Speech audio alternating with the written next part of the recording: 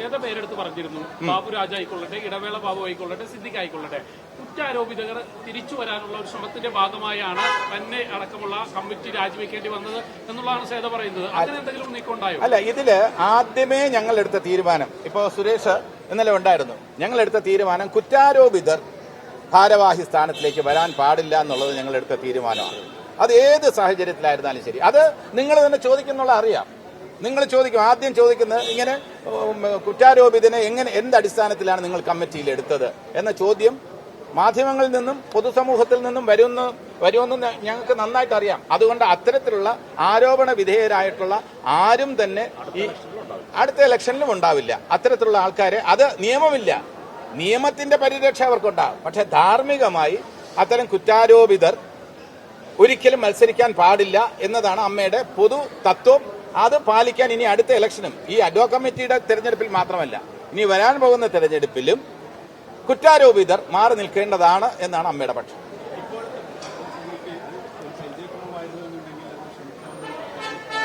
അല്ല, ക്ഷമിക്കാവുന്നുള്ള കുറ്റം തന്നെയാണ്. പക്ഷേ അങ്ങളുടെ തൃപ്തി എന്ന് പറയുന്നത്, നമ്മൾ കണ്ടുവന്നിരുന്ന ഒരു ശൈലി എന്ന് പറയുന്നത്, അമ്മയുടെ പ്രവർത്തനങ്ങളൊക്കെ ഒരു അടുക്കും ചിട്ടയൊക്കെ ഉണ്ടായിരുന്നു. അത് പെട്ടെന്ന് കുറയുന്നത് കാണുമ്പോൾ, ഈ സംഘടനയിലെ അംഗങ്ങൾ തമ്മിൽ പരസ്പരം വിഴുപ്പലക്കുന്നത് കാണുമ്പോൾ അവർക്കുണ്ടായ ഒരു ധാർമ്മിക രോഷമുണ്ടല്ലോ അംഗങ്ങൾക്ക്. അത് വ്യക്തിപരമായി ശ്വേതയ്ക്കെതിരെയോ കുക്കു പരമേശ്വരനെതിരെയോ ഉള്ള ഒരു രോഷമല്ല. അത് ഭരണ നേതൃത്വം ഈ വിചാരിച്ചിരുന്നെങ്കിൽ ഈ പ്രശ്നമൊക്കെ ഇതിങ്ങനെ തെരുവിലേക്ക് എത്താതെ നോക്കാൻ കഴിയുമായിരുന്നു എന്നുള്ളതാണ് അമ്മയിലെ അംഗങ്ങളുടെ പൊതുവികാരം. രാവിലെ വന്നത് പ്രസിഡന്റായിട്ടാണ്, തിരിച്ചു പോകുന്നത് ഒരു അംഗം പോലും അല്ലാതെയാണ്. അതായത് അംഗത്തെ പോലും രാജിവെച്ചുകൊണ്ടാണ്. ഇതൊരു പക്വതയില്ലായ്മയാണോ, എന്താണ്? അല്ല, അംഗത്വത്തിൽ നിന്നും രാജിവെച്ച് ആ തീരുമാനം ശ്വേത പിൻവലിക്കും എന്ന് തന്നെയാണ് എന്റെ വിശ്വാസം. അതെ, അല്ല, പക്വതക്കുറവെന്ന് പറഞ്ഞിരുന്നാൽ അത് എനിക്ക് അതിനെക്കുറിച്ച് മറുപടി പറയാനുള്ളത്, ശ്വേത ആ തീരുമാനം പിൻവലിക്കും എന്ന് തന്നെയാണ്. കാരണം അംഗത്വം തുടരും തന്നെയാണ് എന്റെ വിശ്വാസം. അല്ല, തെറ്റ് തിരുത്താനുള്ള അവസരം കൊടുക്കാമായിരുന്നു എന്ന പക്ഷം ഉണ്ടായിരുന്നു. ഭൂരിഭാഗം അംഗങ്ങളും അതാണ് പറഞ്ഞത്. അങ്ങനെ തെറ്റ് തിരുത്താൻ ഒരു അവസരം കൊടുക്കാമെന്ന അഭിപ്രായമുള്ളവരും ഉണ്ടായിരുന്നു. പക്ഷെ അതിനു മുമ്പ് ഈ കുറച്ച് എതിർപ്പ് വന്നപ്പോൾ ശ്വേത രാജിയിലേക്ക് പോവുകയായിരുന്നു. അപ്പൊ കൂടുതൽ ഒരു രീതിയിൽ നോക്കുകയാണെന്നുണ്ടെങ്കിൽ, ഇല്ലെങ്കിൽ അവിശ്വാസ പ്രമേയം പാസ്സാകുകയാണെന്നുണ്ടെങ്കിൽ അത് അമ്മയുടെ ഇമേജിന് വളരെ ക്ഷീണം തട്ടുമായിരുന്നു. കാരണം സ്ത്രീകൾ നേതൃത്വം നൽകുന്ന ഭരണസമിതിയെ അവിശ്വാസത്തിലൂടെ പുറത്താക്കി എന്നൊരു സാഹചര്യം വ്യക്തിപരമായി ഞാൻ ആഗ്രഹിച്ചിരുന്നില്ല.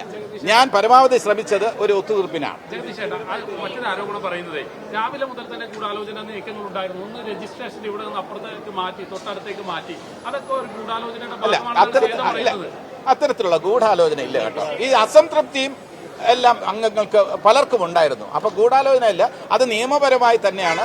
ഈ സംഘടനാ നേതൃത്വത്തിനെതിരായി ഒരു പ്രിന്റ് ചെയ്ത ഒരു ആരോപണം, അത് വെച്ചിട്ട് ഒരു പാംഫ്ലെറ്റ് കൊടുത്തിരുന്നു എല്ലാ അംഗങ്ങൾക്കും. വായിച്ച് നിങ്ങൾക്ക് ന്യായമാണെന്ന് തോന്നുന്നെങ്കിൽ മാത്രം നിങ്ങൾ ഈ അവിശ്വാസവുമായി സഹകരിക്കുക എന്ന അർത്ഥത്തിലാണ് ഒപ്പിടിവെച്ചത്. എല്ലാവർക്കും കൊടുത്തിരുന്നു. ഇത് വായിച്ചു നോക്കുക. ഇതിൽ കുറെ പോയിന്റുകൾ ഞങ്ങൾക്ക് നിരത്താനുണ്ട്. അതിൽ ഗൂഢാലോചന എന്ന് പറയാൻ കഴിയില്ല. കഴിഞ്ഞ കാല സമിതിയുടെ പ്രവർത്തനത്തിന് അതൃപ്തരായിരുന്നു എന്നുള്ളതാണ് സത്യം.